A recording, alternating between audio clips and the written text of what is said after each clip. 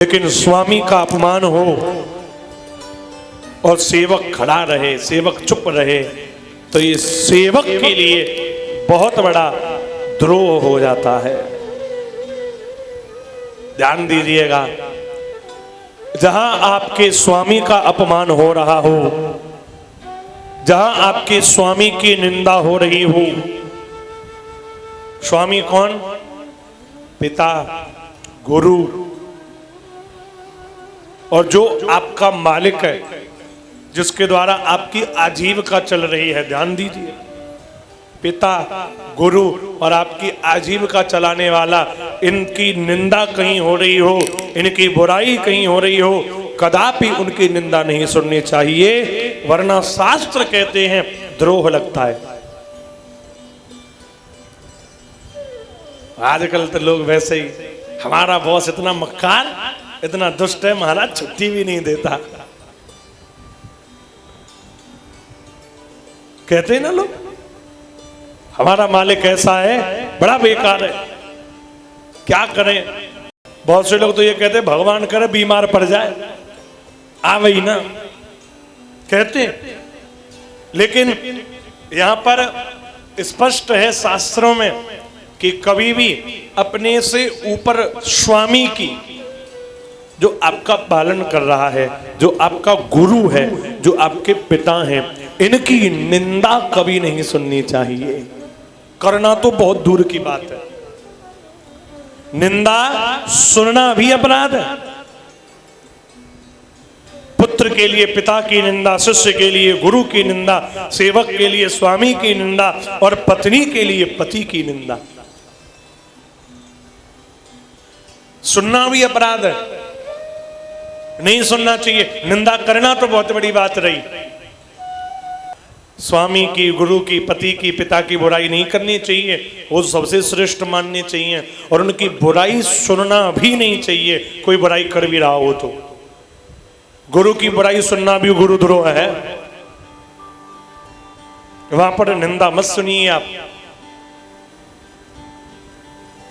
और अगर तुम में सामर्थ्य हो तो पहले तो निंदा करने वाले को चुप कर दो, और अगर ना तुम्हें दी करना है भैया ना कर सके, क्योंकि हम चुप करेंगे तो तुम पिट ना जाए, तो मनते निकल लो। हाँ, सुनो मत पर।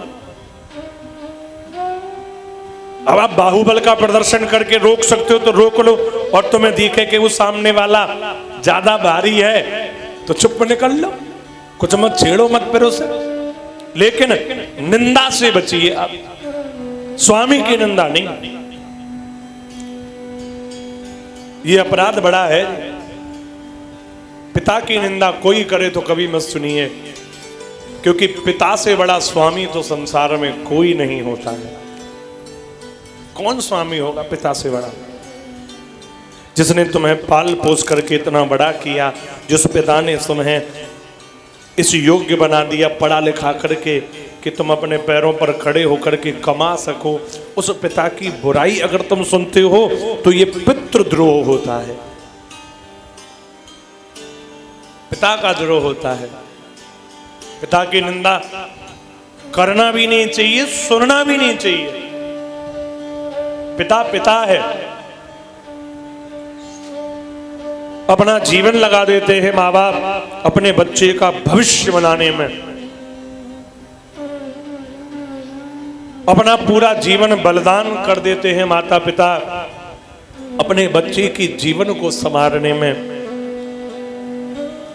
वो लिखते हैं मेरे पुत्र, मेरी पुत्री ही मेरा जीवन है, और बेटा बेचारा कलयुगी है, वो पता नहीं किस देवी का फोटो लगा के घूम रहा है व्हाट्सएप पे। बाप बेचारा बेटे के लिए मरा जा रहा है। खैर हंस रहे हो तो कोई बात नहीं है, लेकिन बात बड़ी गहराई की है, सोचने योग्य है। पिता बेचारा अपने पुत्र के लिए मरा जा रहा है, और पुत्र ना जाने किसको कह रहा है कि वो तो हमारे प्राण हैं, वो किसी और को अपने प्राण बनाए बैठा है। पिता माता पिता से श्रेष्ठ कोई नहीं होता। हाँ, सबसे ऊपर माता पिता हैं, सबसे ऊपर। सबसे पहले माता पिता को, क्योंकि वो भगवान हैं जो तुम्हें इस पृथ्वी पर लाते हैं, और वो सबसे पहले भगवान हैं। क्योंकि शास्त्र पुराणों के अनुसार जिन देवताओं की हमें पूजा बताई गई है, जिन भगवानों की पूजा हमें बताई गई है, उसकी पूजा भी आप तब कर पाते हो जब पहले कृपा तुम पर पृथ्वी के भगवान माता पिता की हो जाती है। वो माता पिता की कृपा है, तभी तो तुम इन भगवानों की पूजा कर रहे हो। ये भगवान पूजने लायक कब बने? जब माता पिता भगवान थे, उन्होंने तुम्हें इस काबिल बनाया तुम इन्हें पूज सको। तो पिता की भी निंदा हमें कभी नहीं सुननी चाहिए। पिता पिता होता है, ना निंदा करें ना निंदा सुने पिता की। पिता के बारे में कभी भी हमें कोई शब्द कहना नहीं चाहिए। माता पिता के बारे में पालक है वो हमारे। आज की कलयुगी संतान को ये जरूर सुनना चाहिए यह प्रसंग, लेकिन लोग ऐसे प्रसंगों से बचते हैं, बोले अरे क्या सुना रहे हो महाराज। लेकिन जरूर सुनना चाहिए कि माता पिता से बढ़कर के कोई नहीं होता, उनसे बड़ा श्रेष्ठ कोई नहीं है।